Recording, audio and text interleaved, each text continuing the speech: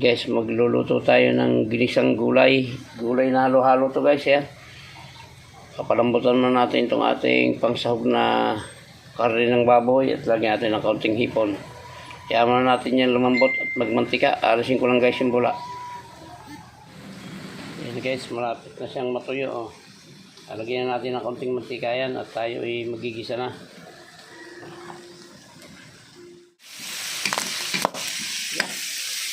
Muputok.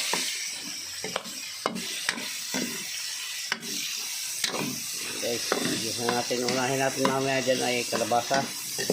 At yun ang matigas. Hindi ko ito lalagyan ng sitaw. Hindi ko lalagyan ng bagoong at masakit na yung paa ko guys. Ginisa lang. Hindi siya pinakbit. Ginisa lang. Yun na guys, nilagay ko na rin yung kaunting hipon na pangsahog para lumasa na. Para hindi malansa. Yan, lapatakan natin ang kaunting patis.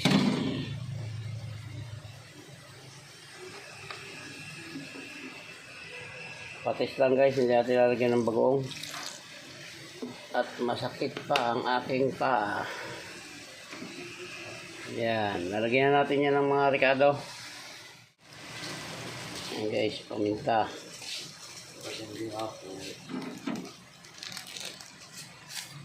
Bitchin. Mamaya natin lalagay yung ginisa mix at saka yung konting oyster sauce. Yan guys, ang kalabasa iwan natin yan. Yung ano yan, medyo matigas yan. Kalabasa, talong, okra at saka ampalaya lang ito. Hindi ko na hinuluan ng sitaw at masakit din sa paa yun. Yan, sasabawan natin ng kape.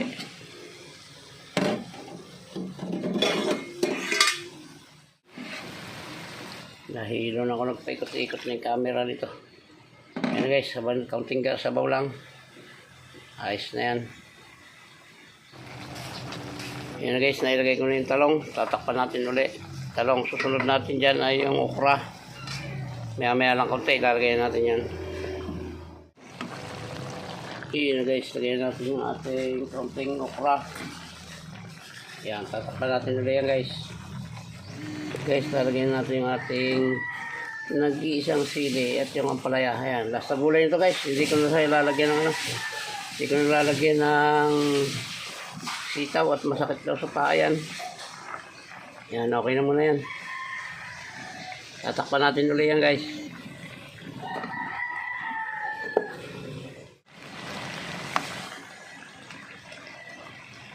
Yan guys, pwede ito para medyo malutong-lutong yung ampalaya. Luto naman na yung ibang gulay. Yan. Ayos ito guys, papatayin natin. At mainit pa naman ito. Pag tinakpan natin ito, lalo pa itong maluluto. Tikman lang natin yung kanyang alat.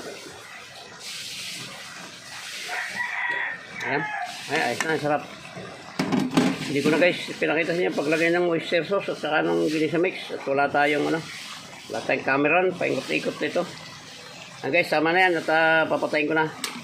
Magluluto na ako ng kapartner niyan guys, yung pritong isda. Yan na guys, oh. Yan na yung kapartner ng ating ginisang gulay, pritong isda. Tama naman yan dalawa at mayroon pang dalawa pang mamaya naman ito. Mamaya ako nalulutuin yung dalawa ngayon. Ito lang muna, oh.